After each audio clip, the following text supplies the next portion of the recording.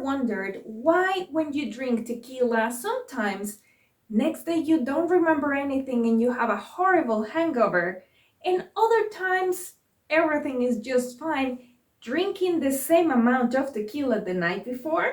Well, today I'm gonna be telling you exactly why. Welcome to the Tequila Princess channel.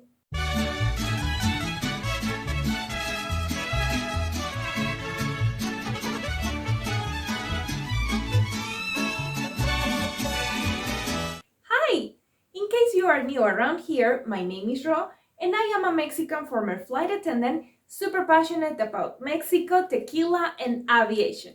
So those are the three topics that you will see the most in this channel. And if you are already part of this community, hi tequilero, how are you today? In the previous video where we were talking about tequila, we talked about what is tequila and how it's made. And if you missed it, don't worry, I will be leaving it over here so that you can go and check it out. But today we're going to be talking about kinds and classes of tequila. Let's start with the classification that has the least divisions.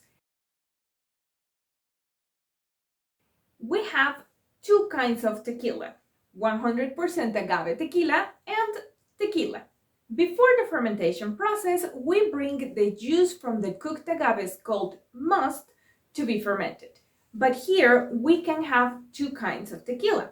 One that is made with 100% agave juice, meaning that they only have the juice and water. Nothing different in there. And that will make for sure the best quality of tequila. And you can see that when you check out the label of your bottle. You will be looking for a legend that will involve three basic words. 100%, well, that's a number, not a word, but anyway, agave and tequila. It can say 100% agave, 100% blue agave, or any number of combinations, but we need to see on the label of this bottle the words tequila, 100%, and agave. And that kind of tequila, if you do not mix it with soda or with juice, like drinking it either straight or with water, plain water, you will not have a hangover. If you drink a lot of this, next day you're gonna be thirsty, for sure, because the alcohol is dehydrating the body. But the pounding headache, the nausea, the memory loss are not gonna be there. Because by not mixing sugars, we're not gonna have these horrible side effects. On the other hand, we have tequila, with nothing else around the title. And that is a tequila that is made with at least 51% of agave juice and maximum of 49% of any other kind of sugar. Can be brown sugar, molasses, corn syrup, whatever you can think of. And they will mix it during the fermentation process, and we will be getting this not so pure tequila, but tequila still.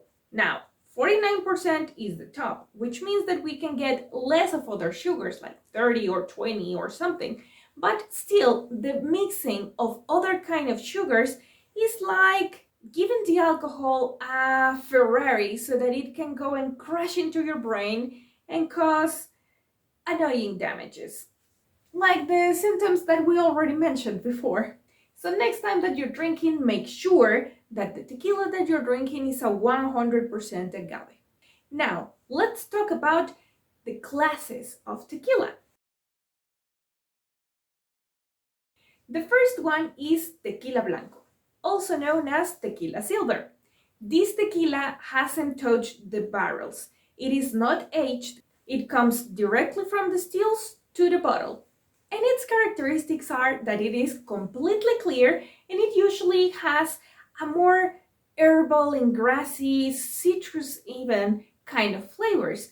In this kind of tequila is where you can actually feel the taste of the agave the best. If we have a good blanco, we can have a great reposado, añejo, or extra añejo.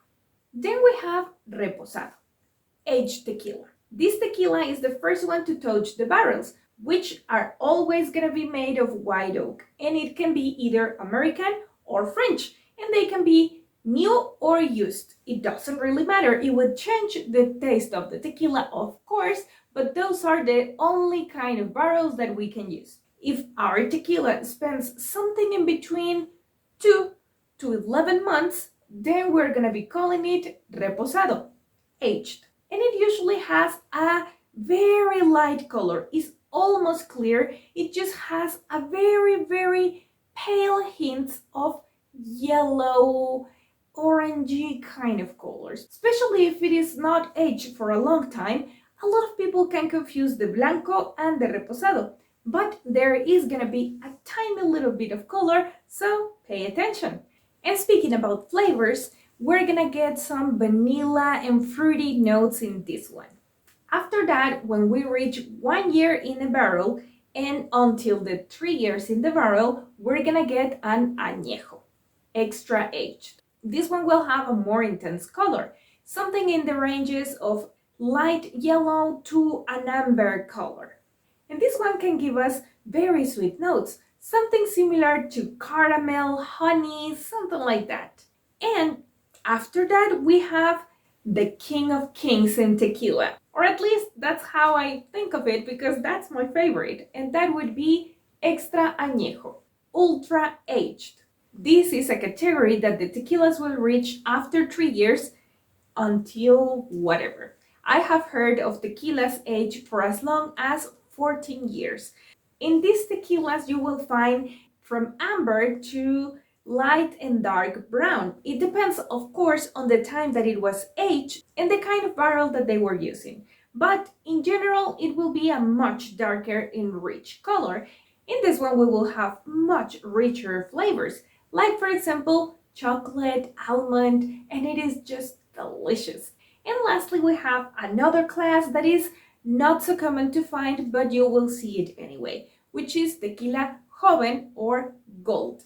This is a tequila that is made of a combination of mostly tequila blanco and a little bit of any of the aged tequilas. It can be blanco en reposado, blanco en añejo, blanco en extra añejo. And it's just a hint, just to give it a little extra personality and a tiny little bit of color. The flavors of this one are going to be predominantly similar to blanco, but with the smoothness and the rich flavors of the añejos. And I want to throw here a bonus, because this is not exactly a class, but it's something that has become quite trendy lately, which is tequila cristalino, crystal tequilas. And this is basically any aged tequila, reposado añejo or extra añejo, that went through a carbonic filter that removes the color and the woody taste. If you ask me, although they are quite delicious, why would you put something in a barrel just to later remove the qualities that the barrel provided? It just doesn't make sense to me. But I know that a lot of people find them very interesting and love them. I don't hate them, I just think it's a little bit of nonsense, but they are actually quite good. If you like the information that you saw in this video, please don't forget to give it a big thumbs up and subscribe if you haven't already. And don't forget to click on the bell to get notifications every single time that I upload a new video. So next time that you are drinking tequila, please try to remember that to have a tequila bottle, it took something in between 5 to 10 years at least, if not many more, for you to have that tequila. So instead of doing shots, because honestly I find that a little bit disrespectful, please just sip it in a very nice open glass. Enjoy it. Give it the respect that it deserves. With that said, let me know in the comments down below which one is your favorite tequila. Thank you so much for watching, and I will be seeing you next time. Tequila Princess, out. Bye!